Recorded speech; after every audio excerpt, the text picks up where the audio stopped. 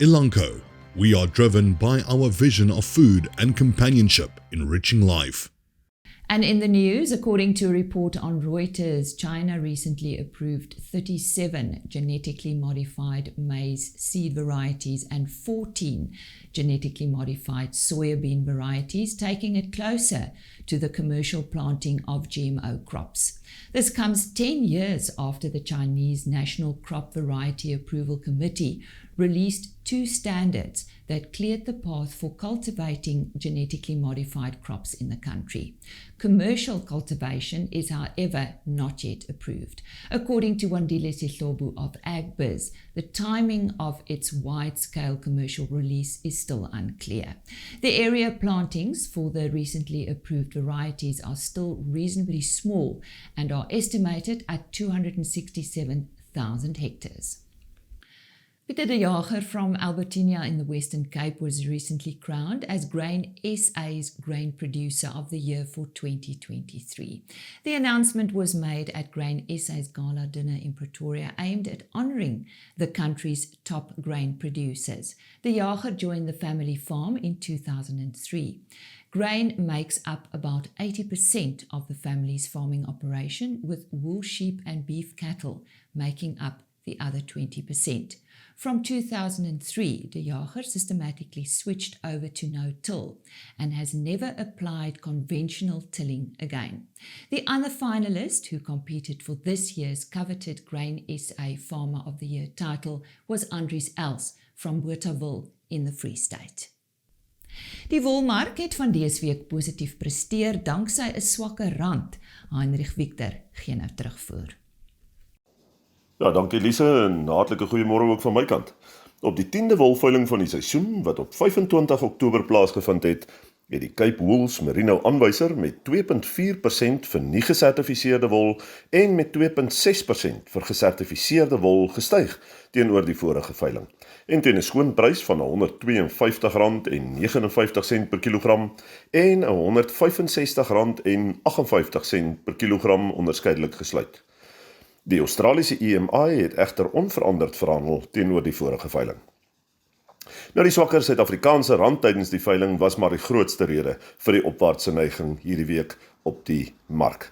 Nou volhoubaar gesertifiseerde wol het 60% van die aanbieding van die merino aanbieding liewer uitgemaak, met 50% wat bestaan het uit goeie lengtes fyner mikronwol, wat dan ook oor die algemeen goed verkoop het en vir 'n stabiele markplek gesorg het.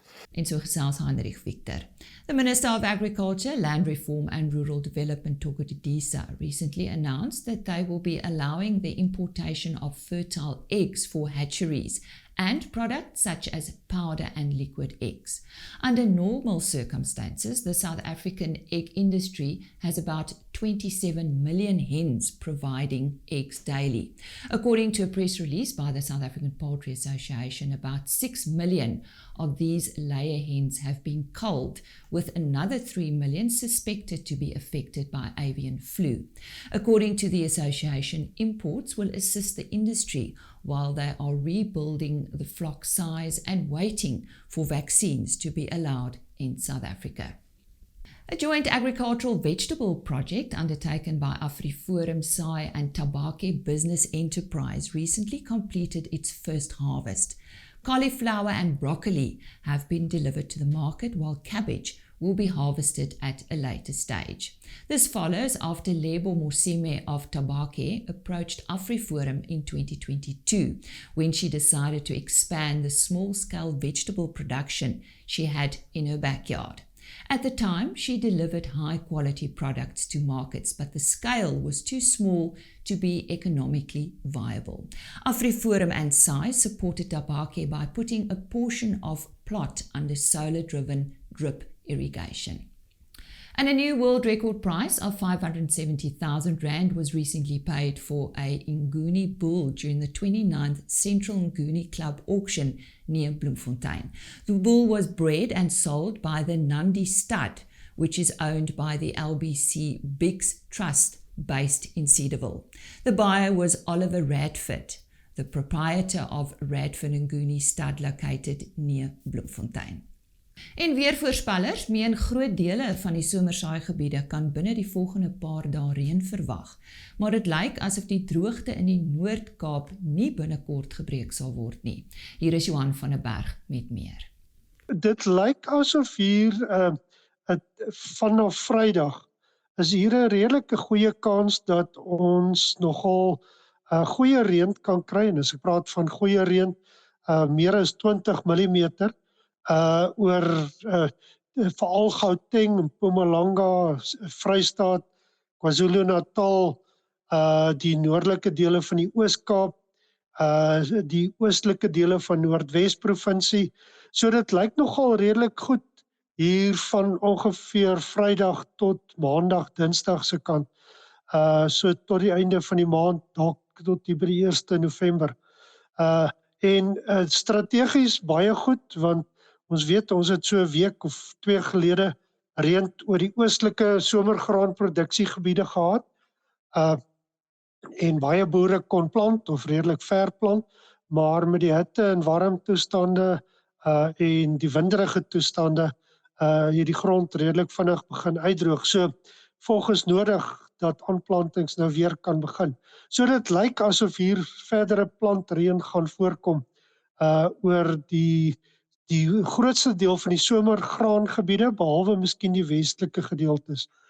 As ons 'n bietjie verder kyk oor die land, in die Noord-Kaap is daar nogal redelik krisisdroogte en swak weidingstoestande wat tans voorkom. Nou dit lyk ook asof hier oor die naweek hier van rondom die naweek tot 1-2 November is daar so 'n bietjie reën wat kan voorkom oor die Noord-Kaap, so selfs Pofadder, daardie gedeeltes, Appington, lyk my kan so 5 mm of so verwag. So daar behoort daarom 'n bietjie afkoeling te kom. En dit is dan Johan van der Berg met ons weernuus en dit is dan ook die einde van vandag se nuus. Elanco, we are driven by our vision of food and companionship, enriching life.